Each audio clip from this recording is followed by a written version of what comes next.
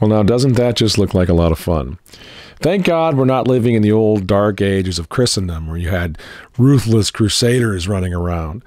Hello again, ladies and gentlemen. Michael Matt coming to you once again from the office of the Remnant newspaper. Now, I know it's really fashionable these days to blame the cops for everything. Blame the cops for, you know, the virtual war zones our cities have become. But you know what? That really is pretty myopic. It's not the cops' fault. And for every bad cop, by the way, who goes off half-cocked, there are thousands of good guys out there who go through this type of thing like 10 or 15 times a day. Like a clown, just like you are. A clown. I'm not a clown, bro. You a clown. You a clown. Shut up. Do your job over there. How you over here and you supposed to be over there? There's plenty of people that out here. You sound like a clown. You just came over here sound like a out here. He got nothing better to do than record. You sound like a faggot. You're looking at something like that. I mean, I'm amazed there aren't more instances of police brutality. Am I right? It's unbelievable. I mean, the patience that must be required to deal with that. And so every now and then when one of them goes off, you can kind of get it, you know, because they're dealing with that sort of disrespect all the time. And I'm the first to admit that some cops are flyboys and shouldn't be in the force. Most of them are paragons of patience. I can't believe what they're putting up with on a daily basis in this brave new Christless world that our liberal elites have created for us. The problem is, folks, and you know this as well as I do, you just simply can't police people who have no God, no moral code anymore, and who are no longer really capable of policing themselves. That's the problem. Do as thou wilt has become the whole of the law, exactly like lunatic, Satanist, occultist, like Aleister Crowley said was going to happen. So what we're in essence battling then in the streets of the New World Order today, the chaotic streets of the New World Order, essentially what we're looking at, friends, is Satanism, a form of Satanism, a rejection of God, a rejection of his law and the laws of nature, and of course the kingship of Christ. It's the old known servium of Lucifer himself. That's what's playing out in our streets, and you can't police that. You can't change that by voting. Just ask poor old Donald Trump. They've got him up against the ropes 24/7 now, supposedly the leader of the free world. And look what the mob is doing to him. Because they don't follow a code. They have no moral code. They have no ability to police themselves. Whatever they can get away with, they will. So the only way now to maintain any semblance of order in our society is through the raw power of the almighty state.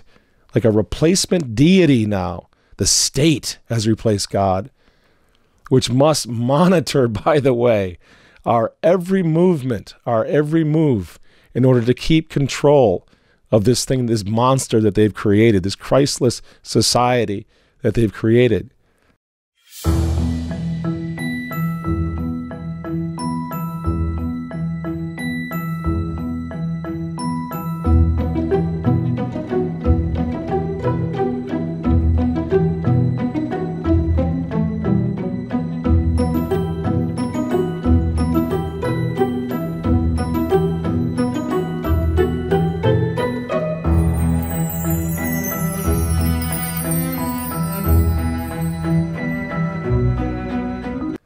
So they tell us that Christianity robbed us of our liberty and our freedom of choice and so forth.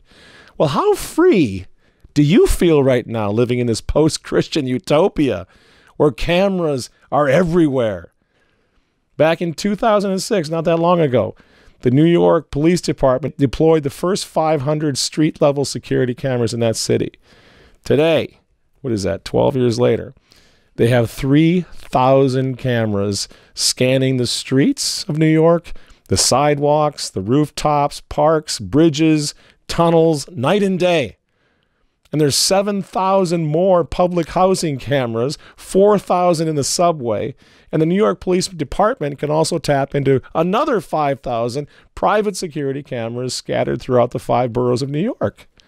And as of March 6, 2019, things really got ramped up. Now every cop patrolling New York City has been issued a body camera. That's 20,000 cops. We Googled it before the show. 20,000 cops in New York City running around little mobile tripods, I guess you could call it, with a little camera going, making it the largest body-worn camera outfit police force in the nation. And all the other cities are trying to catch up with New York now. There's your post-Enlightenment. There's your New World Order street, like Gotham. We need a Batman, I guess, to try to control this stuff. The government tracks our every move, tracks our cell phones, our credit card use. Everybody knows this, but it's important to remind ourselves of this. When you hear the black legend about how terrible Christendom was and how we all were liberated by the Enlightenment, look around you. Look around you. Do you feel liberated? With the government, again, tracking your cell phone use, your credit card use. And if they can't monitor you from their cameras on the ground, well, don't worry. They got the satellites now spying on us from space every minute of every day in our enlightened society. and these dingbats, like in public high schools or public radio, are telling everybody how terrible the Spanish Inquisition was back in the old days, you know. It's insane, absolutely insane. And we can see where this is going, right, folks? It's George Orwell's police state, right? It's Robert Hugh Benson's nightmare in Lord of the World. And you can vote again. You can vote until you're blue in the face, and nothing's going to change here. Again, we see this thing with the Russian collusion and President Trump. They know he didn't collude with the Russians.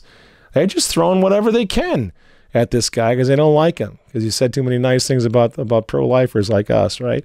They know. They have no moral codes. It'll do whatever they can get away with. Now, what are we going to do about this? Are we going to leave the country? No, that's not going to work. The police state in Europe makes the old USSR look like the Magic Kingdom at Disneyland. I'm not going to Europe. You want to go to Europe? You've been to Europe. No, thanks. Yeah, not much. England. They've gone insane in England. They've lost their minds, right? So what are we going to do? How much more secularist totalitarianism is going to be required before folks begin to wake up to what really needs to happen? Nobody wants to hear this anymore because it just sounds so medieval. It doesn't sound like it's a practical solution. But history shows us again and again and again that when folks fall, societies fall, civilizations fall as low as ours has now, where they're just tearing each other apart in the streets. They don't believe in God. They don't have a moral code. The only way out of this is what? Obviously, to turn back to God. Turn back to God. That's the only way. And that's, again, why we fight for the traditional Latin Mass. That's why we're so concerned about Pope Francis, because what's he doing? Pope Francis was warmly greeted by participants from an international conference celebrating the 3rd anniversary of his Laudato Si encyclical. Nearly 300 experts from around the world have come to the Vatican to discuss the latest developments in climate change and formulate an urgent response. In his address, the Holy Father expressed his gratitude for their active fight against the culture of indifference. Vi ringrazio di essere riuniti per ascoltare col cuore le grida sempre più angoscianti della terra e dei suoi poveri.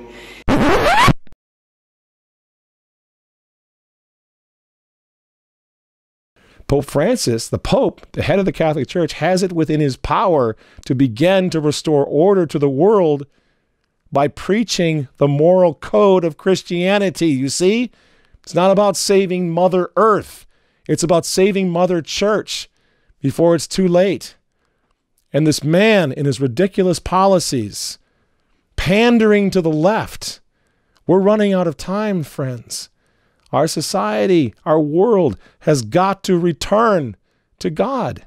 So we talk a lot down here, you know, at Remnant TV about the kingship of Christ being the answer to everything like this, everything that's going wrong in our cities and our church and so forth.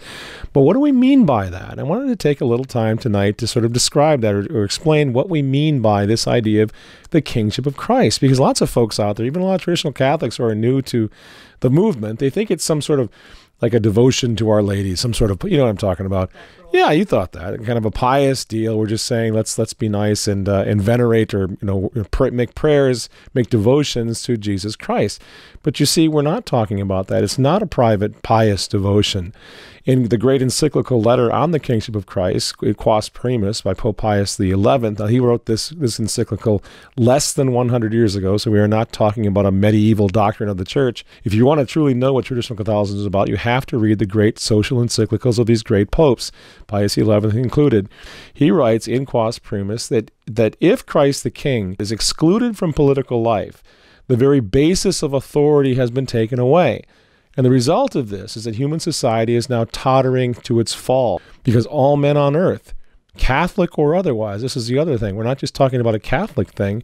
This is the truth for all mankind. They're all subject to Jesus Christ.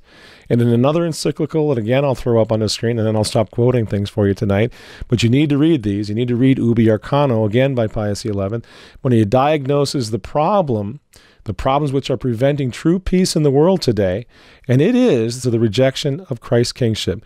He says, in private as well as in public life, which, according to the Pope, causes discord and violence in the streets of the world. So we as traditional Catholics, we fight for the traditional Mass precisely because it upholds and defends the doctrine of the kingship of Christ. A doctrine ignored completely, by the way, at the Second Vatican Council, when the Church again begins in her human element. Remember, as we go through these programs, whenever I say the Church has fallen, or the Church has done this, or the Church has gone astray, I'm not referring to the divine element of the Church, which can never fall, can never go astray. I'm referring to the human element, which is subject to human frailties and human temptations and weaknesses. So the human element of the Church at the Second Vatican Council begins to turn to organizations such as the League of Nations, which would become at that point was already the United Nations, rather than turning to Christ to solve the problems of the world. They began seeking a man-made solution to the problems in the world. And this is where the Church in her human element really went astray. This is where she began to really become irrelevant to the larger society. And so this is why we again, as traditional Catholics, proclaiming the kingship of Christ as the only answer to this New World Order that we're always talking about. The New World Order, the success of the New World Order is directly dependent on one thing, on the eradication of what Karl Marx called the opium of the people. And of course, he's talking about one religion. He's talking about Christianity. Marx, Lenin, Hitler, Stalin, Mao, all of them sought to crush or at least severely control Christianity in order to accomplish their sort of domination of the world. Now, that was happening then. It's still happening. It's happening with guys like George Soros and his World Without Borders movement. It's happening in the European Union. It's happening in spades with the United Nations, seeking to crush Christianity or to make it irrelevant or to equalize it, to somehow take it out of the way to the progress of this great utopian vision of theirs. Because you got to remember the power that the Catholic Church had, even after she lost the Papal States, even after the Pope had been a prisoner in the Vatican for a time. I'm thinking back to the Lambeth Conference, in which contraception now was green-lighted throughout all the other Christian denominations. There was one denomination which did not accept contraception in the 1930s, and it was the Catholic Church. The Pope, Pius XI, once again, was able to control millions upon millions of Catholic people in the good sense. He was able to encourage them to do the right thing behind the closed doors of their bedrooms. He was able to tell them what they could and could not do in order to remain in the good graces of Almighty God. The Catholic Church was just that powerful, even through the mid-20th century, right up until the time of the Second Vatican Council. Now, again, we want to be clear about another point, because this is kind of a foundational program today. When we talk about the preconciliar time, when we talk about the glorious days of Christendom, we are not for one moment suggesting that the world was perfect back then, or that somehow men were sinless back in the ages of faith. They were perfect. They were a bunch of angels. They were already canon. That's not what it was. Men have been sinners since Mother Eve chatted up the snake in the garden, and Adam, as the head of the human race, disobeyed God and thus introduced chaos and death even into nature itself. What we are talking about is a political system that best served the common good and the salvation of souls, and also, while it was at it, created the greatest civilization in the history of the world, Western civilization. And how did it work? How did Christendom manage? People love to make fun of it. They love to tell all the black legends about the Crusades and the Inquisition and how evil they all were. But if you look back, it was a fairly peaceful time. They had their wars where men went out onto battlefields and met other men and had a conflict in which several thousand people maybe passed away, not millions, as we've done now in more modern times with warfare. But yeah, there were wars. Some of them weren't just. But in general, what was created out of this culture, out of Christendom, was this blossoming of civilization, the greatest works of art, the greatest cathedrals, the greatest poetry and music of all time, you see? Now this has been standing here for centuries. The premier work of man, perhaps, in the whole Western world. and it's without a signature. Short. A celebration to God's glory and to the dignity of man. You know, it might be just this one anonymous glory of all things. This rich stone forest, this epic chant, this gaiety, this grand choiring shout of affirmation, which we choose when all our cities are dust, to stand intact, to mark where we have been, to testify to what we had it in us to accomplish. Because what were they doing? They had time on their hands to pursue the good things. And how did this all work back in the glorious days of Christendom? How did it work? Well, let me answer that by asking another question, which maybe you haven't thought of before. But why is it that in the cities, great cities and towns of Christendom, down through the last millennium, why didn't they need all these police forces and standing armies that we have today in order to keep the peace? Why didn't they need all that? It's because by and large, the people, Christians, the people of Christendom, people of the West, policed themselves because they acknowledged a higher authority, because they acknowledged the rights of God over their society. So during the dark ages of faith, the great law of God was the basis for all law in human society. Think about how that worked. How amazing that must have been.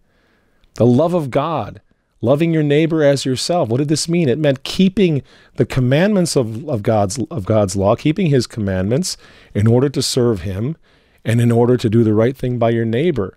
It's a beautiful system. And in keeping those 10 commandments of God, the citizens of Christendom, they kept the streets of Christendom pretty safe for them and for the pursuit of higher things in life, the pursuit of holiness, the great art, the sculpture, the music, the architecture, all of it for the glorification of God. It's a tremendous period. Despite what you heard in your little, black legend public school history classes, this was an amazing period of time. It's unmatched before or since. So again, practical application of traditional Catholicism, we're going to hit it hard. And that means we're going to stand against those who reject the social kingship of Jesus Christ. We're done with them now. We're done playing games. We're done with the Pollyanna glad game that everything is just terrific. It's not. I blame Vatican II. It was a disaster. I blame the modernists who have taken over our church, who have dethroned Christ the King, who have taken the tiara, the symbol of Christ's power of the papacy, taken it off, set it down, and walked away. I blame these men. And now they're dedicated to a utopian future, divorced from the past, and where everything originates at the Second Vatican Council. They are now dedicated to the United Nations, to saving the environment, to regulating population growth, equalizing the sexes, eliminating poverty, getting straws out of the ocean, whatever. Doing all these things which are designed to transform the fallen world into a neo-paradise, which cannot happen. The blessed Anne Catherine Emmerich, who was a 19th century mystic, she predicted, in rather frightening prophecy, the vision that she has, she predicts that a time would come when the faith will fail and fall so very low, she says, that it will be preserved, quote, in some places only, in a few cottages and in a few families, which God has protected, she tells us. I think she's talking about our time right now, friends. We need to make our homes into one of those little cottages that Anne Catherine Emmerich speaks about.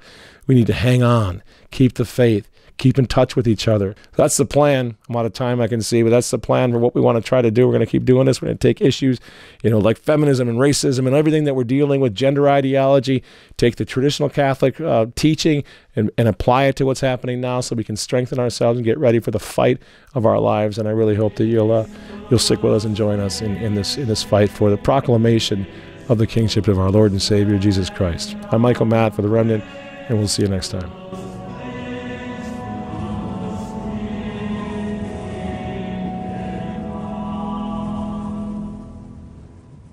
Hey everybody, thank you so much for watching our video today. If you'd like more from Remnant TV, can I make a recommendation for you? Please subscribe to the Remnant print edition newspaper. This is the oldest traditional Catholic newspaper in the world. It's 52 years old. It's got some of the great writers. You can actually subscribe to the print edition, which a lot of people nowadays prefer to have the old crinkly paper newsprint, or you can become an e-subscriber. You can read it on your phone. You can read it on your computer. We've gone to great lengths to make sure that the newspaper is still the center of our apostolate, and it pretty much finances everything else, including Remnant TV.